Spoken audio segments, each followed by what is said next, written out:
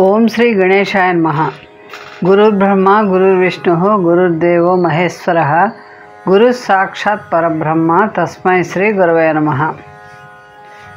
వాగర్థవివ సంపృక్తౌ వాగర్థ ప్రతిపత్తయే జగతః పితరౌ వందే పార్వతీ పరమేశ్వరౌ పార్వతీ పరమేశ్వరౌ. ఆశ్వయుజంలో దేవీ నవరాత్రులు, చైత్రమాసంలో వసంత నవరాత్రులు, భాద్రపద మాసంలో గణపతి నవరాత్రులు అన్నీ కూడా 9 రాత్రులు జరిపే దైవోత్సవాలు. మహర్షులు, తపస్సులు, యతులు, వాస్తు నిపుణులు, ఖగోళ శాస్త్రజ్ఞులు, ఆగమ శాస్త్ర పండితులు, వైదికాచార్యులు అందరూ 9ని దైవశక్తి సంఖ్యగా భావించి గౌరవిస్తారు. భాద్రపద ఆశ్వయుజ మాసాల్లో ఆచరించే నవరాత్రులు శ్రేయోదాయకమైనవి. ఎందుకంటే కొత్త నీటితో నదీ నదాలు ఎంతో కొంత కల్మషపూరితంగా ఉంటాయి, అనారోగ్యాన్ని, ఉదర సమస్యలను కలిగిస్తూ ఉంటాయి. ఈ మాసంలో దేహశ్రమ అనేది తక్కువగాను, ఆకలి ఎక్కువగాను ఉంటుంది. కాబట్టి ఈ సస్యశాఖల్లో క్రిములు కనబడకుండా ఉండి ఆహారం ద్వారా కడుపులోకి ప్రవేశించి అనారోగ్య కారకాలు అవుతాయి. కాబట్టి గణపతి నవరాత్రులు, దేవి నవరాత్రులు చేసి ఉపవాసం ఉండి దైవాన్ని ప్రార్థిస్తూ ఉండాలని మన పెద్దవాళ్ళు ఏర్పాటు చేశారు.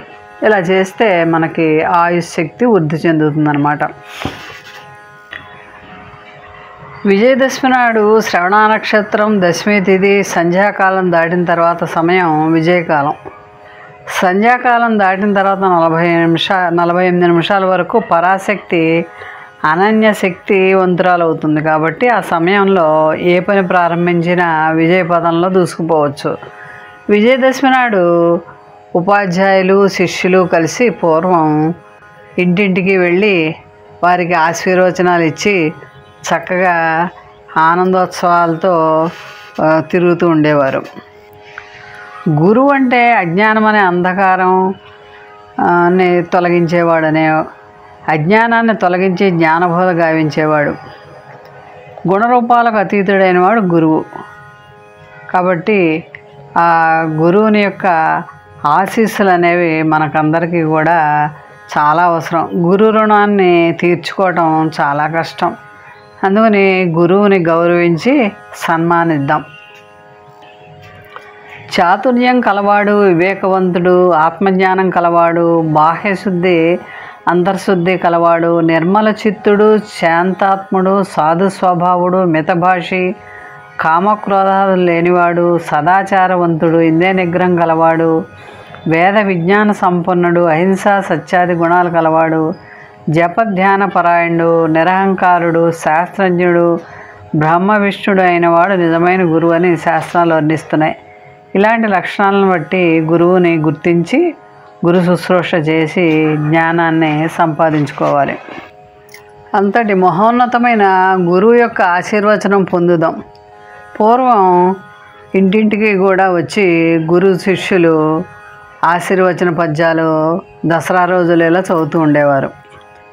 శ్రీరస్తు విజయోస్తు దీర్ఘాయురస్తు ధన కనక వస్తు వాహన సిద్ధిరస్తు కారుణ్యముగ మీకు కళ్యాణమస్తు ఆశ్వీయుజ శ్రీ శుద్ధ మహన్నవి నాడు శాశ్వత శ్రీరాధ సత్యవాక్యములు బాలకుల దీవెనలు బ్రహ్మ దీవెనలు చాలా సంతోషులై చెలగుచును మీరు భూమి లోపల వెలలేని భోగములు గలిగి గజతురగములను కడువేడ్కగలిగి సుజన సంభాషణములు సోజ్యములు కలిగి పల్లకి లందలాలు పట్టె మంచములు బేలాలు చార్జీలు చెలువంబు గలిగి ధనధాన్యములు గలిగి ధర్మములు కలిగి రాజ సన్మానంబు రాజ్యంబు కలిగి తేజంబు ప్రాభవ స్తోమంబు కలిగి మనుషులకు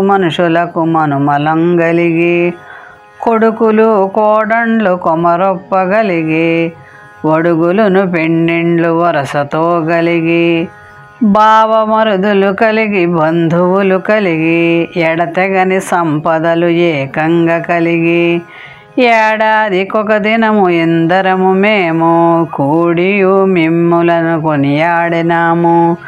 సొక్కముగ మా మనవి మీరు వినరయ్యా, వెయ్యూరులేమైన వేడేది లేదు. అయ్యవారికి చాలు 5 వరహాలు, అటు మీది మా బోటి చిట్టి గాండ్లకెల్లా.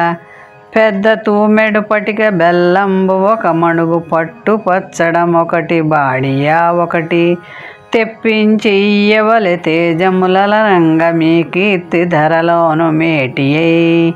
మేము దీవించదము మోదముతో నేడు, జయీ భవ విజయీ భవ దిగ్విజయీ భవ. అయ్యవారికి చాలు 5 వరహాలు, పిల్లవారికి చాలు పప్పు బెల్లాలు. జయీ భవ దిగ్విజయీ భవ, జయీ భవ. రాజాదిరాజ శ్రీరాజ మహారాజా, రాజతేజోనిధి రాజకందర్ప, రాజకంఠీరవ రాజమార్తాండ, రాజరత్నాకర రాజకులతిలక, రాజవిద్యుత్సంభారంజన మనోరజ, రాజీవముఖహంస లక్ష్మీనివాస, సుజన మనోధీశ సూర్యప్రకాశ, నిఖిల లోకేశ శ్రీనిగమ సంకాశ, ప్రకటితరపు భంగ పరమాత్మరంగ, వరశిరో మాణిక్యవాణి సద్వాక్య, పరహితమది చిత్ర పావన చరిత్ర, ఉభయ విద్య దుర్య ఉద్యోగ దుర్య, వివిధ సద్గుణధామ విభవభిరామ. జయీ భవ దిగ్విజయీ భవ. అయ్యవారికి చాలు 5 వరహాలు, పిల్లవారికి చాలు పప్పు బెల్లాలు. అయ్యవారికి చాలు 5 వరహాలు, పిల్లవారికి చాలు పప్పు బెల్లాలు అంటూ ప్రతి గృహం ఎదుటకి వెళ్ళి వారికి ఉపాధ్యాయులని దక్షిణ తాంబూలాలతో ఆ ఇంటి పెద్ద సత్కరిస్తూ ఉండేవారు. ఈ విధంగా దసరా నాడు ఈ ఆశీర్వచనాలు, గురువు యొక్క ఆశీర్వచనాలు, బాలు యొక్క వాక్కు బ్రహ్మవాక్కు కాబట్టి పసి హృదయాలు చక్కగా దీవిస్తూ ఉంటే ఆ కుటుంబానికి ఎంతో మంచి జరుగుతుందని పూర్వం భావించేవారు.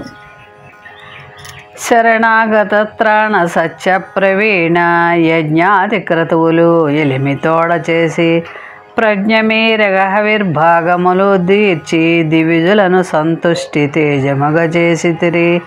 జయీ భవ విజయీ భవ దిగ్విజయీ భవ.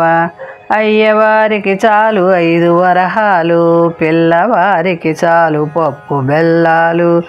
జయీ భవ విజయీ భవ దిగ్విజయీ భవ అని అన్నంగా పిల్లలకి మరమరాలు, బెల్లం, శనగపప్పు కలిపి పసిపిల్లలకు పెడుతూ ఉండేవారు. అయ్యవార్లకి దక్షిణలు ఇచ్చి గౌరవించేవారు.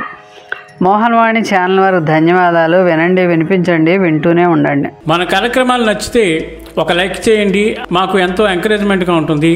అలాగే కామెంట్ చేయండి. కామెంట్ చేస్తే మేము మంచి క్వాలిటీ కంటెంట్ అందించడానికి దోహదపడుతుంది. ఆడియోస్ని షేర్ చేయండి. ఆడియోని షేర్ చేస్తే మన ఛానల్ అభివృద్ధి చెందడానికి ఉపయోగపడుతుంది. ఇంతవరకు మన కార్యక్రమాన్ని చూస్తూ ఎంజాయ్ చేస్తున్నట్లయితే, ఒకవేళ సబ్స్క్రిప్షన్ కనుక చేయలేకపోతే ఇప్పుడే ఈ క్షణమే సబ్స్క్రైబ్ చేసుకుని ఆ పక్క నుండి బెల్ బటన్ మోగించండి. వినండి, వినిపించండి, వింటూనే ఉండండి. మోహనవాణి తెలుగు పోడ్కాస్ట్.